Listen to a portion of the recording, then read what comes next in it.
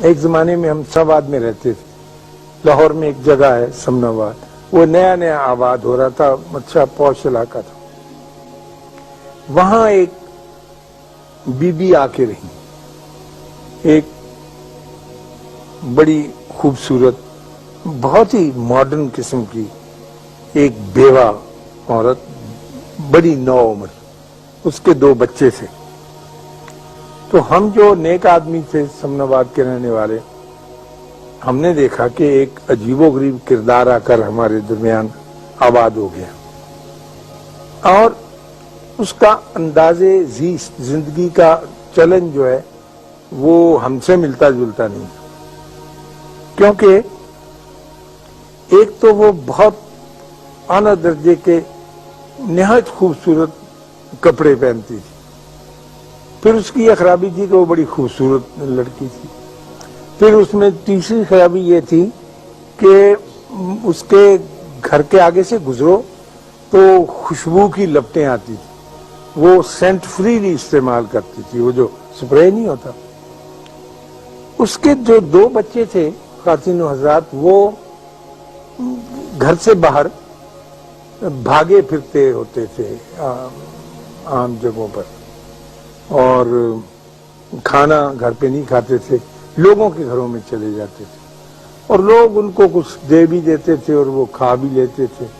یعنی گھر کی زندگی سے ان کی زندگی کچھ کٹ اپ. اور یہ ہم نے دیکھا کہ اس خاتون کو کچھ عجیب و غریب قسم کے مرد بھی ملنے آتے تھے. یعنی ان کی گاڑی, مثلا جو گھر کا عزیز اسرار, اس کی گاڑی کا نمبر آپ جان جاتے ہیں, ان کے ہاں مختلف نمبرز کی گاڑیاں آ کے کھڑی ہوتی تھی. پھر ایک آدمی وہاں گیا ہے, وہ نکلا, پھر دوسرا. تو ظاہر ہے ہم جیسے بھلے آدمی تو کوئی اچھا نتیجہ نہیں نکال سکتے. وہ ان کے بارے میں ہم ایسا ہی رویہ تھا جیسا اب آپ کو میں یہ کہانی سنا رہا ہوں, تو آپ کے دل میں بھی لا مالا یہی خیال آتا ہے کہ ایسے لوگ.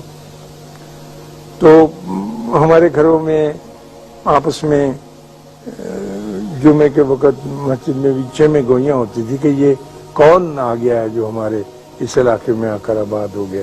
مزیدار, بہت محنت اور توجہ سے اس قسم کے چمٹی سے گیدڑ نکالتے رہتے. تو ایک دن وہ گئی, اچھا, اور لیٹ کے صوفے کے اوپر میں دیکھتا تھا, کھڑکی تھی بڑی ساری جو گھروں نے لیا, وہ ناول جاسوسی پڑھتی رہتی. کوئی کام نہیں کرتی تھی یار, کہ چولہا چونکا ہو. بچے اس کے بچوں کو کئی دفعہ کہتی تھی کہ نکل جاؤ نکل جاؤ. تو ایک دن وہ گر گئی سبزی کی دکان پر, تو اٹھا کے لوگوں نے چھینٹے وینٹے مارے تو لا کے رکھا. تو 3 دن کے بعد وہ فوت ہو گئی, اچھی صحت میں. تو وہ جو بندے آتے تھے وہی ان کو کفن دفن کے لیے لے گئے. تو پتہ چلا کہ وہ ایک جو بندہ ان کے ہاں آنے والا تھا وہ ان کا فیملی ڈاکٹر تھا, جو اس کی حفاظت پر, دیکھ بھال پر مامور تھا. اس عورت کو ایک ایسی بیماری تھی کہ جس کا کوئی علاج نہیں تھا. کینسر کی ایسی خوفناک صورت تھی سکن وغیرہ کی کہ اس کے بدن سے بدبو بھی آتی رہتی تھی, جسم پر زخم ایسے تھے, اور اسے سپرے کرنا پڑتا تھا اپنا, تاکہ کوئی قریب کھڑے یا وہ نکلے تو اس کو تکلیف نہ ہو.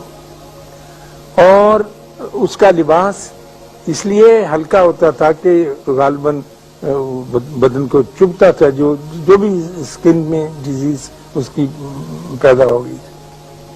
دوسرا اس کے گھر آنے والا اس کا وکیل تھا, جو ہر دوسرے دن آتا تھا, جو اس کی نگہبانی کرتا تھا اس کے حقوق کی, اور جو اس کا خاوند مقرر کر گیا تھا جو اس کے پیسے لا کے دینے. تیسرا اس کے خاوند کا چھوٹا بھائی تھا جو اپنی بھابھی کو ملنے آتا. تو ہم نے اس سے یہ اندازے لگا لیے جو میں نے آپ کے سامنے بیان کیے, اور اس نیک پاک عورت کو جب اس پہ دورہ پڑتا تھا تو وہ بچوں کو دھکے مار کے باہر نکالتی تھی, باہر جا کے کھیلو, باہر جا کے, اور تڑپنے کے لیے وہ اپنے دروازے بند کر کے اندر جاتی. تو میرا مطلب عرض کرنے کا یہ تھا کہ ہم تنقید کا کام یا نقص نکالنے کا کام اللہ پر چھوڑیں. اس نے اس کے لیے ایک وقت مقرر کیا ہوا ہے، وہ جانے اور اس کا کام جانے. ہم اللہ کا بوجھ اپنے کندھوں پر نہ اٹھائیں، کیونکہ اس کا بوجھ اٹھانے سے آدمی سارے کا سارا چبا ہو جاتا ہے، چبا سمجھتے ہیں، کمزور ہو جاتا ہے، مر جاتا ہے. اللہ آپ کو آسانیاں عطا فرمائے اور آسانیاں تقسیم کرنے کا شرف عطا فرمائے.